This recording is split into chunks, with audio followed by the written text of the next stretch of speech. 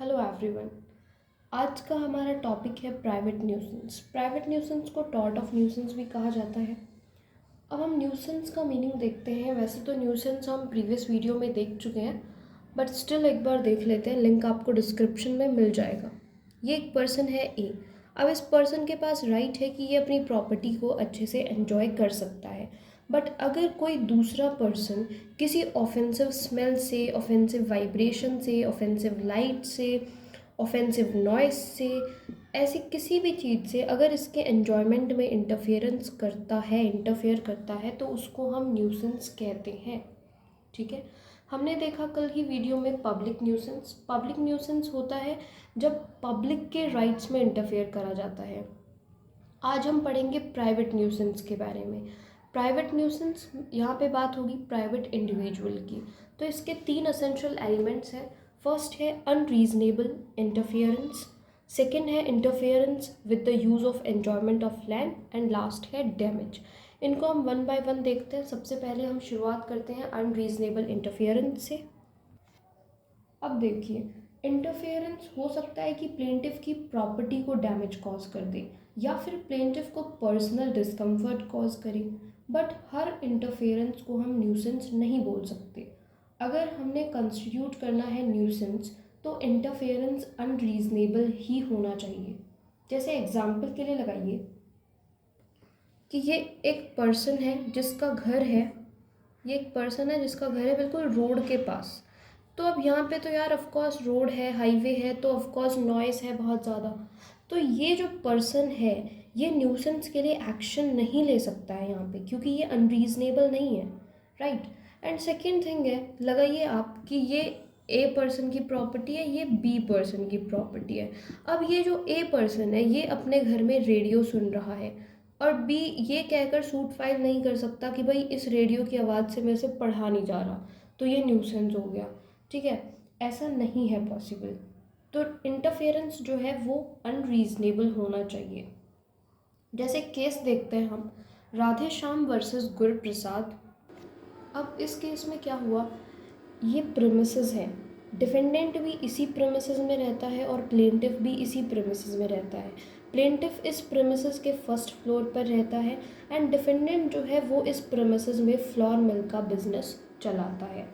तो अब हुआ क्या, प्लेंटिफ ने क्या किया, सूट फाइल कर दिया और कहा कि भाई इस फ्लोर मिल पर परमानेंटली इंजंक्शन लगा दी जाए। ये एलिगेशंस लगाए प्लेंटिफ ने कि इस फ्लोर मिल की वजह से हेल्थ भी एडवर्सली अफेक्ट हो रही है और मेरे को पर्सनली डिस्कम्फर्ट हो रहा है, पीस तो है ही नहीं इस प्रेमिसेस में। इन सारे एलिगेशंस को देखते हुए कोर्ट ने हेल्ड किया कि भाई लोकेलिटी में ऐसी नॉइसी मशीन्स को यूज़ करना, मशीन्स को चलाना सीरियसली इंटरफेयर कर रहा है प्लेंटिफ के फिजिकल कंफर्ट में, इसीलिए यहाँ पे न्यूसेंस कमिट हो रहा है। तो यहाँ पे डिफेंडेंट पर इंजंक्शन लगा दिया गया कि भाई तुम इन प्रेमिसेस में फ्लोर मिल का बिजनेस और ये सीरियस जो मशीनें हैं यहाँ पे अब आप ये नहीं कर सकते हैं। यानी परमानेंट इंजंक्शन लगा दिया, परमानेंटली रोक लगा दी। ठीक है। तो चलिए अब हम देखते हैं, एक पॉइंट देखते हैं, सेंसिटिव प्लेंटिफ। अब क्वेश्चन आता है कि नॉर्मली तो किसी को कोई प्रॉब्लम नहीं है, बट एक पर्सन है जो ओवर सेंसिटिव है, उसको उस चीज़ से प्रॉब्लम हो रही है, तो क्या वो एक्शन ले सकता है?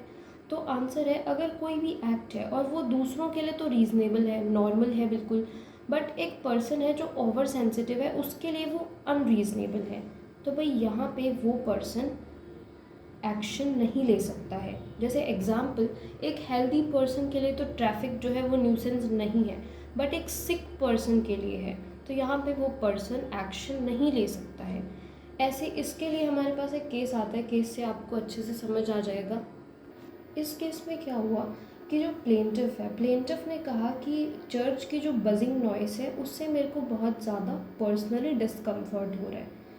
बट केस में ये देखा गया कि भाई जो ऑर्डिनरी पर्सन थे, जो दूसरे पर्सन थे, उन्हें किसी तरीके का अनॉयंस नहीं हो रहा था, किसी तरीके की कोई इशू नहीं था, और किसी तरीके की ये जो नॉइस थी, चर्च की जो बजिंग नॉइस थी, इस नॉइस से किसी भी पर्सन को डिस्ट्रैक्शन नहीं हो रहा था। ऑर्डिनरी जो पर्सन्स अटेंड करते थे चर्च को या कर रहे थे उनको कोई इशू नहीं था, इसलिए कोर्ट ने रिफ्यूज़ कर दिया कि भाई हम ऐसे इंजंक्शन नहीं लगाएंगे।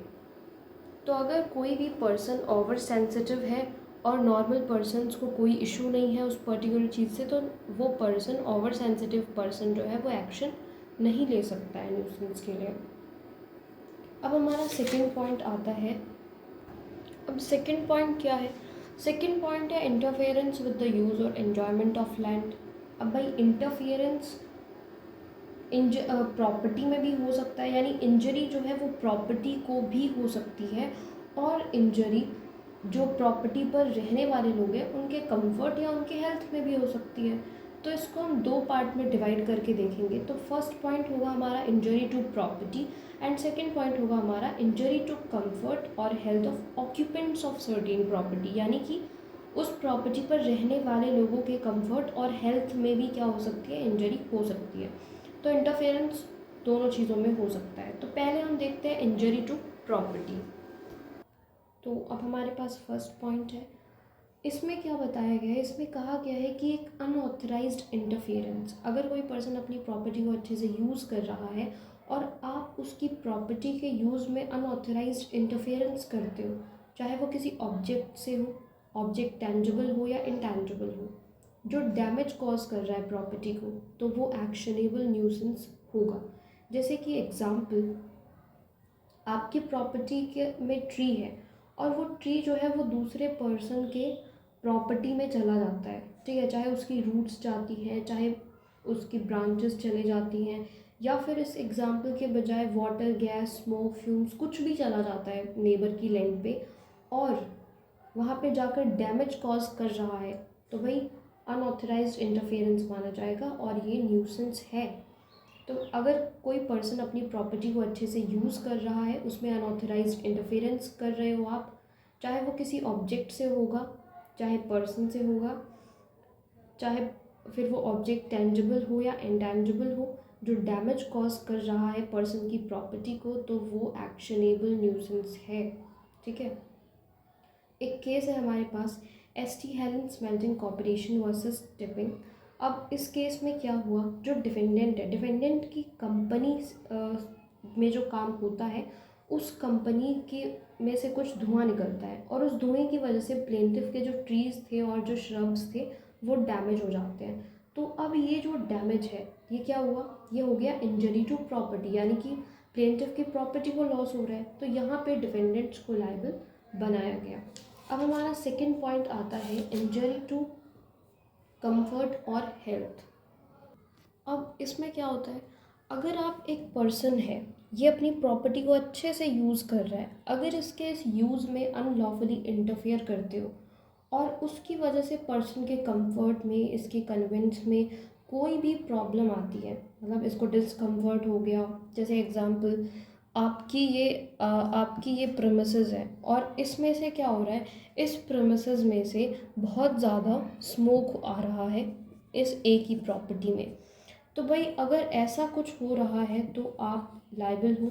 और क्यों लायबल हो आप, क्योंकि यहाँ पे ये पर्सन जो है इसको डिस्कम्फर्ट हो रहा है, ठीक है, इसके कन्वीनियंस में प्रॉब्लम आ रही है, तो यहाँ पे आप लायबल हो न्यूसेंस के लिए। तो नॉर्मल पॉइंट है, अगर अनलॉफुली आप किसी पर्सन जो आराम से अपनी प्रॉपर्टी को यूज़ कर रहा है, उसके यूज़ में अनलॉफुल इंटरफेयर करते हो और उस पर्सन को डिस्कम्फर्ट होता है, तो वो एक्शनेबल है एज ए न्यूसेंस। अब भाई जो इंटरफेरेंस है और जो इनकन्वीनियंस है वो बहुत ही छोटा नहीं होना चाहिए, इतना इनफ नहीं है।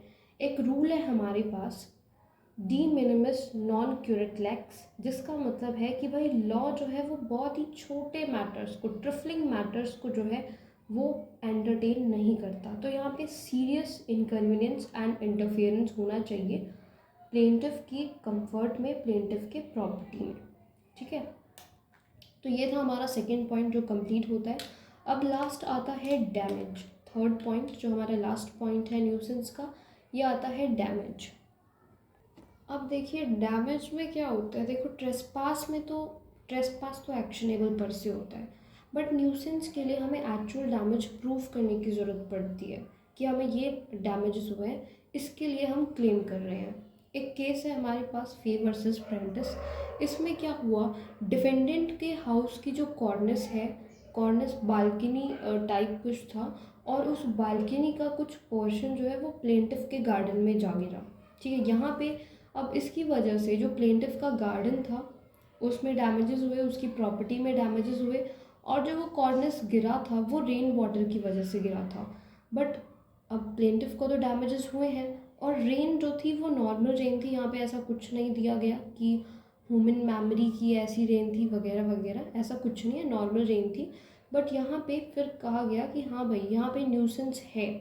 ठीक है, यहाँ पे न्यूसेंस है क्योंकि प्लेंटिफ की जो प्रॉपर्टी है उसको डैमेज हुआ है, प्लेंटिफ का जो गार्डन था उसको डैमेज हुआ था।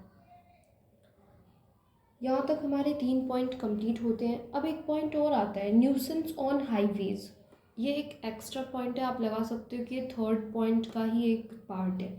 न्यूसेंस ऑन हाईवेज, अगर कोई भी जैसे एग्जांपल हाईवे पर कोई डेंजर क्रिएट कर देता है या फिर कुछ भी ऐसा कर देता है, या तो कंस्ट्रक्ट कर देता है या डिग कर देता है, तो वो न्यूसेंस माना जाएगा। और ज़रूरी नहीं है कि वो ऑब्स्ट्रक्शन टोटल ही हो, ठीक है, बट बस वो ऑब्स्ट्रक्शन जो है वो क्या होनी चाहिए, अनरीजनेबल होनी चाहिए। एक केस है हमारे पास बार्बर वर्सेस पेनले का। इस केस में क्या हुआ, डिफेंडेंट का थिएटर था। अब डिफेंडेंट का थिएटर था तो क्या हुआ कि जो लाइन थी डिफेंडेंट के थिएटर के बाहर वो इतनी लंबी थी कि प्लेंटिफ के प्रेमिसेस तक पहुंच रही थी, जिसकी वजह से कुछ घंटों तक तो बहुत ज़्यादा डिफ़िकल्टी हो जाती थी। तो ये जो ऑब्स्ट्रक्शन है ये न्यूसेंस है, एंड यहाँ पे जो थिएटर का मैनेजमेंट है वो लाइबल है इस न्यूसेंस के लिए। आई होप आपको समझ आया होगा। एक बार हम रिवाइज़ करते हैं, हमने क्या क्या पढ़ा। हमने पढ़ा अनरीजनेबल इंटरफेरेंस, फिर हमने पढ़ा इंटरफेरेंस विद द यूज़ और enjoyment of land, and last point हमने देखा डैमेजेस। आई होप आपको वीडियो समझ आई होगी। Thanks for watching.